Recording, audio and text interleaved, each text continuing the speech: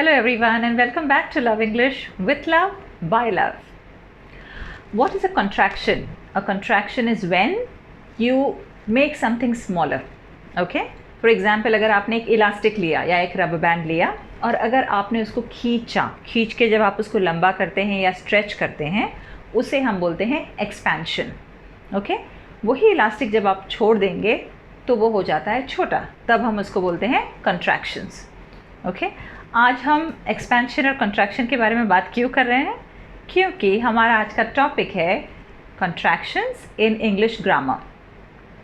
आपने अगर किसी नेटिव स्पीकर को बात करते हुए सुना होगा तो आपने ये नोटिस किया होगा कि वो लोग बहुत ज़्यादा जल्दी बात करते हैं, ऐसा हमें लगता है. But that's not the truth. Whenever a native speaker speaks, what they do is they use a lot of contractions. And due to the contractions, what happens is the words become smaller. How do the word become smaller? The word becomes smaller when they combine two words together and make it one word. इससे क्या होता है कि जब वो दो words लेते हैं या दो शब्द लेते हैं, दोनों शब्द को जब वो एक साथ में मिला देते हैं तो वो एक हो जाता है और छोटा हो जाता है. इसी से हम जब इंग्लिश सुनते हैं हमें ऐसा लगता है कि वो लोग बहुत जल्दी बात करते हैं, उनका रेट ऑफ स्पीच बहुत ज़्यादा है, ऐसा हमें लगता है. But that is not the truth. In fact, I think we Indians speak the fastest. Our rate of speech is much higher than all others. Okay? So why do we need to learn contractions? Contractions सीखने की हमें ज़रूरत क्या है? हमें इसलिए contractions सीखने की ज़रूरत है क्योंकि जब हम लोगों से बात करते हैं तो उसमें fluency चाहिए. Right? When we speak to people, we need to be fluent. And we need our language or the way that we speak to run very smoothly and very easily. When that will happen? That will only happen when we put 2 or 3 words together, combine them together and make them one word. Okay? आगे चल के कभी मैं एक video बनाऊंगी reductions पे, ये भी ऐसा ही कुछ है. लेकिन आज तो हम बात करेंगे कंट्रैक्शंस पे. ऑलराइट? अब कंट्रैक्शंस मैंने और एक वजह से लाया है क्योंकि कोई कंट्रैक्शंस ऐसे हैं जिसमें आप जब उसको कॉन्ट्रैक्ट करके छोटा करते हैं तब दो शब्द के एक शब्द हो जाता है, लेकिन वो एक शब्द के दो मायने या दो मीनिंग्स निकलते हैं. ओके? तो हम ऐसा भी कुछ देखेंगे. लेकिन एक चीज़ हमें याद रखने की ज़रूरत यहाँ पर ये है कि contractions is something that you use informally, it is not formal. So I would suggest that whenever you write something, please do not use contractions or avoid contractions when you are using it in your official or professional speech or probably professional letters or whatever. You can use this in an informal way when you're chatting with your friends, when you're speaking to people casually, you can use it. But in writing, please avoid contractions as far as possible. All right? Now let's look at a few words here. Let us look at this word. The first one is shell. What is it? shell is what? Shell. Correct? hell is what? Hell. Correct? Now, I just need to put a mark here. I need to do something here which will change the meaning of this completely. ठीक है? तो अभी हम क्या करेंगे? हम ये shell और hell को लेंगे और इसमें हम ऐसा कुछ करेंगे जिससे ये मीनिंग चेंज हो जाए. तो हम क्या यूज़ करेंगे? हम इसमें यूज़ करेंगे एक पंक्चुएशन मार्क. ठीक है? एक पंक्चुएशन मार्क जिसका नाम है apostrophe. Okay? The apostrophe is used in a contraction to contract और कंबाइन टू वर्ड्स. ठीक है? तो if you look at this word shell, इसको अगर हम दो टुकड़ों में तोड़ें, she के बाद अगर हम एक अपोस्ट्रोफी लगा दें और डबल l लगाएं तो ये बनेंगे दो अलग वर्ड्स, लेकिन कंबाइन करके इसका मीनिंग होगा शील. इसका जो प्रोनाउंसिएशन होगा वो होगा शील, लेकिन जब ये दो वर्ड्स को हम एक्सपैंड करते हैं तो बनेगा शी विल. ठीक है? She will. तो हमने यहाँ क्या किया? शी को लगा दिया और जो विल है W और I दोनों को हटा दिया वहाँ से और W और I दोनों के जगह पे मैंने लगाया एक एपोस्ट्रोफी और मैंने बनाया मेरा कंट्रैक्शन. ये भी ज़रूरी है कंट्रैक्शंस में कि जब हम कोई वर्ड्स प्रोनाउंस करते हैं शायद हम उस तरह से नहीं प्रोनाउंस कर रहे हैं जिस तरह से वो होनी चाहिए. Okay, many a times I have heard a lot of people mispronouncing words after they contract them. So that is also wrong. Example, let's take this word ARENOT. ARENOT यानी हुआ are not. ठीक है, ये हमारे दो शब्द हैं. Let us get these words together and combine them and let's try to contract them. What we'll do is we'll keep the R, A-R-E as it is. We'll take the not. Not का जो O है उसे हम निकाल देते हैं. Usually, या मैं बोलती हूँ 80% times or maybe 80% times what we do is we just take out that O from the not and you add an apostrophe there और आपका contraction ready हो जाता है. Okay? उसी तरह से हम यहाँ पर भी करने वाले हैं. So what are we going to do? We are going to keep the A-R-E-R as it is. Take out the O from the not, add an apostrophe there and add this and make it one word. When you combine this word, this becomes aunt. अब इसका pronunciation aren't नहीं होगा. Okay? I have seen a lot of people who speak like this. For example, they aren't my parents or they aren't my friends. And you know, when you hear this, you feel that there is something wrong. Automatically आपको पता चलेगा कि नहीं, कुछ तो गड़बड़ है यहाँ pronunciation में. Okay? So that is why I thought कि आज मैं एक ऐसा topic लेके आऊँ जिसमें कुछ words हैं जिसके हम pronunciations आज करेंगे, लेकिन बहुत सारे contractions हैं, तो हम क्या करेंगे कि इसको हम parts में बनाएंगे ताकि इसके pronunciations भी आपको समझ में आ जाए. Fine? तो AREN''T aunt. This is how you pronounce it. Fine? So आज हम क्या करेंगे कि कुछ 10 words लेंगे और 10 words को जो है अच्छी तरह से pronounce करने की कोशिश करेंगे. Alright? So चलिए, first word हमारा है do not. Do not को हमने क्या किया? Do को वैसे ही रखा, not का O को निकाल दिया और NT लगा दिया और ये अब मेरा बना don't. Don't. Example, I don't like to dance. I don't like to dance. It's not that I don't like to dance, I don't know how to dance. Alright? So don't. इसी का अगर हम ये हुआ, अगर आपने पहले वीडियो देखे हैं मेरे तो आपको पता है कि हम don't किसके साथ यूज़ करते हैं, प्लूरल नाउन्स के साथ. ठीक है? सिंगुलर नाउन के लिए अगर मुझे यूज़ करना है तो मैं क्या बोलूँगी? Does not. Does not. And if we contract this again, it becomes doesn't. Doesn't. DOESN''T. Doesn't. Okay?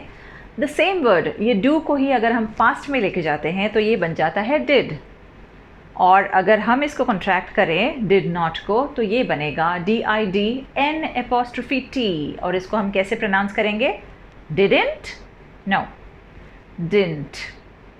Didn't. This is how we pronounce did not. Okay?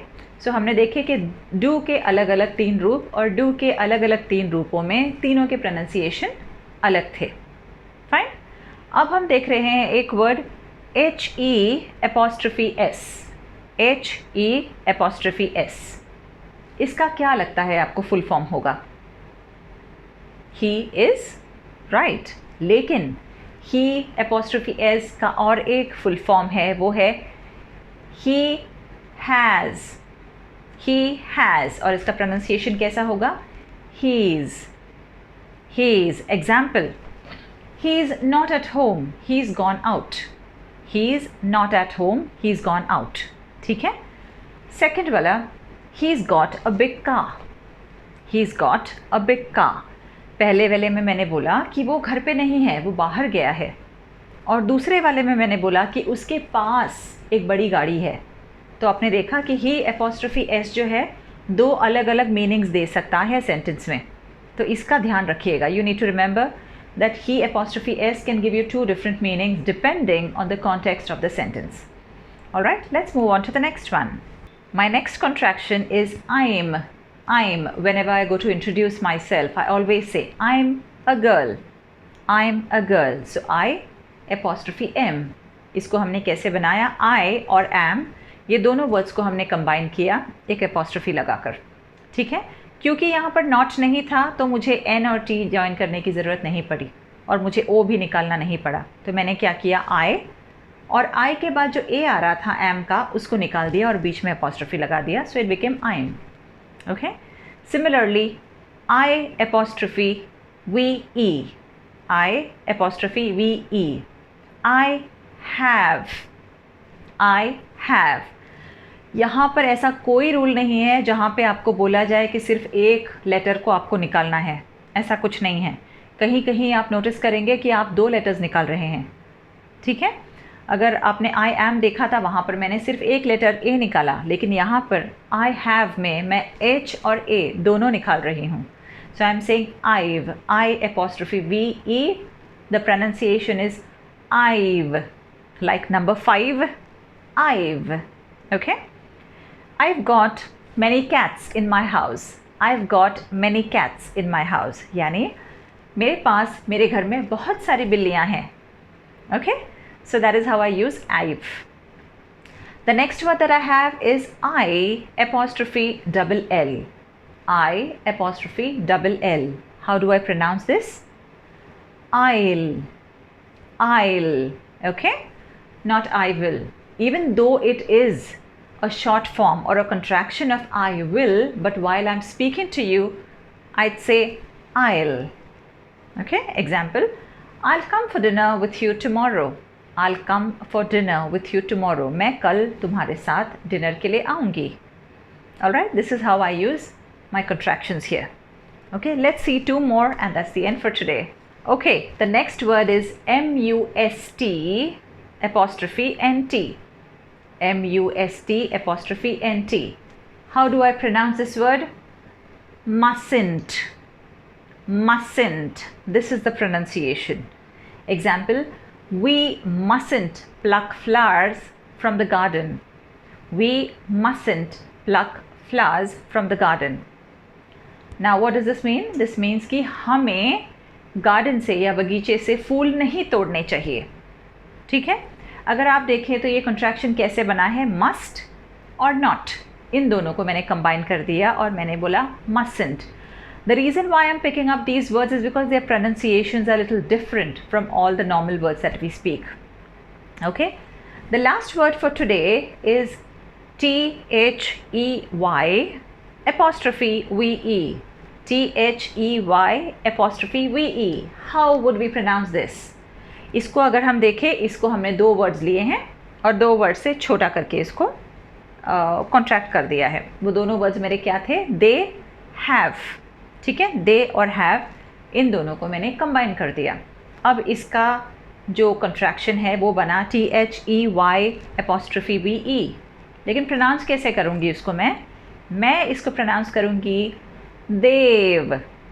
देव, जैसे हमारे देवी देवता के बारे में हम बात करते हैं, वैसे वाला प्रोनाउंसिएशन आएगा इसमें, they've. Example, they've been out since morning. They've been out since morning, यानी वो लोग सुबह से बाहर हैं. ओके, तो अगर आपने नोटिस किया है, मैंने कुछ ऐसे वर्ड्स लिए हैं जो आसानी से हम यूजुअली प्रोनाउंस करते हैं और कुछ ऐसे लिए हैं जिनका प्रोनाउंसिएशन कुछ अलग था. ओके, तो पार्ट 1 में बस इतना ही था और अगले बार जब मैं बनाऊंगी शायद 2 पार्ट्स इसके और बनाने पड़ेंगे, क्योंकि मैं सोच रही हूँ कि अच्छी तरह से इसके प्रोनाउंसिएशंस हम सीखें तो हमारे लिए बेहतर होगा.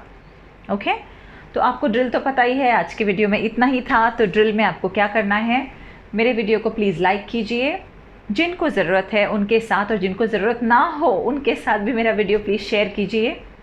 कमेंट बॉक्स में कमेंट कीजिए, आपको अगर कोई टॉपिक पे वीडियो चाहिए वो भी लिखिए, और आपको ये वीडियो कैसा लगा वो भी लिखिए.